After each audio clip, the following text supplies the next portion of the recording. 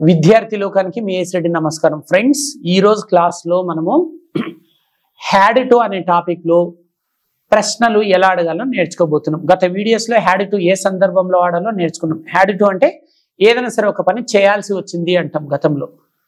For example, నేను ఇంటర్మీడియట్లో MPC తీసుకోవాల్సి వచ్చింది, నాకు ఇష్టం లేకుండే, కానీ నేను ఎంపీసీ తీసుకోవాల్సి వచ్చింది అంటాం. మా పేరెంట్స్ ఫోర్స్ చేయడం వల్ల నేను ఎంపీసీ తీసుకోవాల్సి వచ్చింది అంటాం. అంటే ఇట్లా ఏదైనా సరే ఒక పని చేయాల్సి వచ్చింది అని చెప్పే సందర్భంలో, ఆమె లండన్ వెళ్ళాల్సి వచ్చింది, అతడు డాక్టర్ కావాల్సి వచ్చింది, అంటే ఇట్లా ఏదైనా సరే ఒక పని చేయాల్సి వచ్చింది అనే సందర్భంలో హ్యాడ్ టు వాడతాం. మరి ప్రశ్నలు ఎలా అడగాలంటే డిడ్ అనే హెల్పింగ్ వర్బ్ చేత ప్రశ్నలు అడగాలి. ప్రశ్నలు అడిగేటప్పుడు హ్యాడ్ టుని హ్యావ్ టు చేయాలి.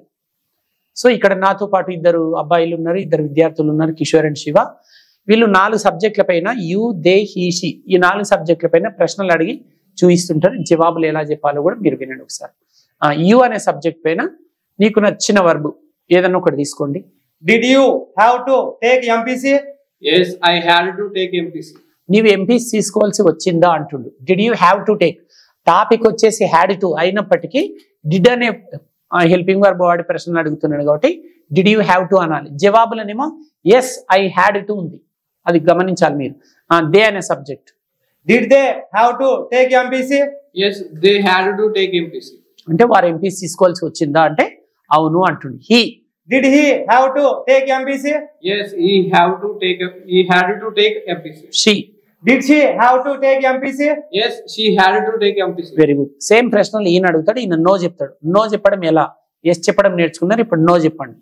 Did you have to take MPC?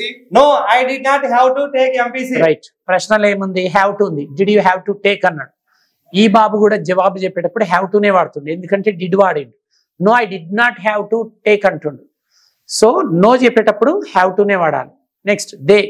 Did they have to take MPC? No, they did not have to take MPC. అంటే వారు ఎంపీసీ తీసుకోవాల్సి వచ్చిందా అంటే లేదు అంటుంది, తీసుకోవాల్సి రాలేదు అంటుంది. Did he have to take MPC? No, he did not have to take MPC. Did she have to take MPC? No, she did not have to take MPC.